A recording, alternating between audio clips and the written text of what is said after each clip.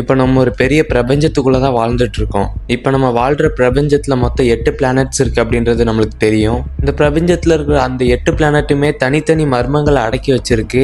Even நம்ம பூமி கூட நிறைய மர்மங்களை அடக்கி வச்சிருக்கு, அது நம்மளுக்கே தெரியும். பட் இந்த சோலார் சிஸ்டம்லேயே ஒரே ஒரு பிளானட் மட்டும் நம்மளால ரீச் பண்ண முடியாத தூரத்தில் இருக்கு.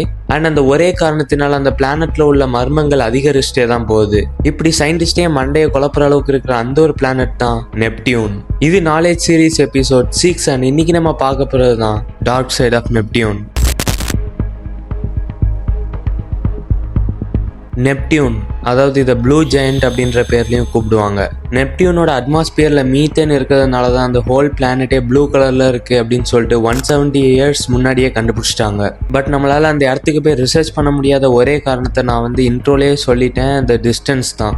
பூமிக்கும் நெப்டியூனுக்கும் உள்ள டிஸ்டன்ஸே மொத்தம் 4.3 பில்லியன் கிலோமீட்டர்ஸ் இருக்கும் அப்படின்னு சொல்கிறாங்க. ஸோ இந்த டிஸ்டன்ஸ்னால இப்போ கரண்ட்டாக உள்ள டெக்னாலஜி வச்சு ஒரு ராக்கெட்டில் ஏறி நம்ம போனால் கூட 12 to 15 இயர்ஸ் ஆகும். இப்போ எர்த்லேருந்து நெப்டியூனுக்கு யாராவது போகணும், ஏதாவது ரிசர்ச்சர் போய் ரிசர்ச் பண்ணணும் அப்படின்னா அவங்களோட சோல் ரொம்ப ஸ்ட்ராங்காக இருக்கணும், வெரி ஸ்ட்ராங்காக இருக்கணும். ஓகே, இந்த 2 ரீசன் தானே நம்மளால் ரிசர்ச் பண்ண முடியாததுக்கு அப்படின்னு கேட்டிங்கன்னா நான் சொல்கிறேன். நம்மளால் இப்போ ராக்கெட் அனுப்பி ரிசர்ச் பண்ண முடியாததுக்கு இன்னொரு முக்கியமான ரீசன் அந்த பிளானட்டோட டைனமிக் வெதர் சிஸ்டம் தான். அண்ட் ஃபஸ்ட்டு ஏன் அங்கே போக முடியலை அப்படின்னு பார்க்கறதுக்கு முன்னாடி டைனமிக் வெதர் சிஸ்டம்னா என்னென்னு பார்த்துக்கலாம். இப்போ ஒரு பிளானட்டோட வெதர் ரேப்பிடாக சேஞ்ச் ஆகிட்டே இருக்குது அப்படின்னா அதை தான் டைனமிக் வெதர் அப்படின்னு சொல்லுவாங்க.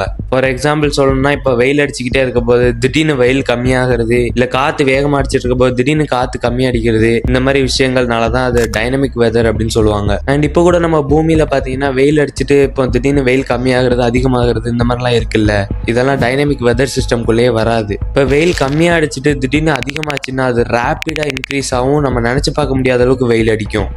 அது ஹியூமன்ஸ் எல்லாம் தாங்க முடியாது.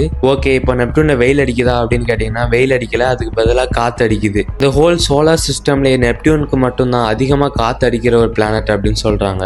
எந்த அளவுக்கு காத்து அடிக்கும்னா 2100 km/h இருக்குமா. இந்த விண்ட் ஸ்பீட் அப்படி எர்த்துக்கு எடுத்துட்டு வந்தா நம்மளுக்கு இன்னும் தெளிவா புரியும். இப்போ எர்த்ல இந்த அளவுக்கு விண்ட் ஸ்பீட் அடிச்சதுன்னா இப்போ உள்ள எல்லா பில்டிங்ஸுமே தரமட்டமா டெஸ்ட்ராய் ஆகும். அண்ட் கார்ஸ் எல்லாமே காத்துல இலை பறக்கிற மாதிரி பறக்க ஆரம்பிச்சிடும். அண்ட் ஃபிளைட்ஸ்லாம் சொல்லவே தேவையில்லை, உங்களுக்கே புரிஞ்சிருக்கும். அண்ட் இப்போ எர்த்ல இருந்து நேராக இப்போ நெப்டியூனுக்கே போவோம். இப்போ நம்மளோட ஒரு ஸ்பேஸ் கிராஃப்ட் நெப்டியூனுக்குள்ள என்டர் பண்றது அங்கே லேண்டும் பண்ண முடியாது, ஏன்னா அது ஃபுல்லாமே ஏரால சூழ்ந்து இருக்கிறது.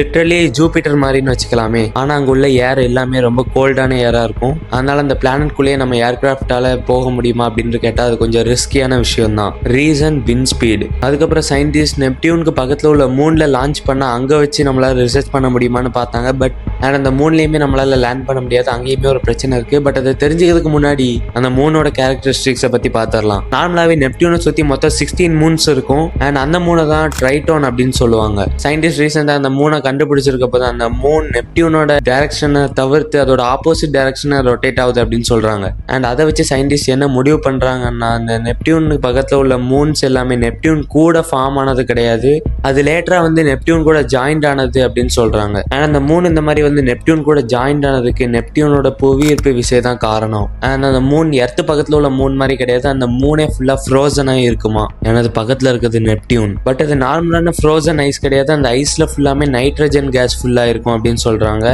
இந்த மாதிரி எல்லா விஷயங்களுமே சயின்டிஸ்டோட கியூரியாசிட்டியை அதிகமாகிட்டே தான் இருக்கு. ஓகே, இப்போதைக்கு நம்மளால நெப்டியூன் கிட்ட போக முடியுமா? Simple answer is no.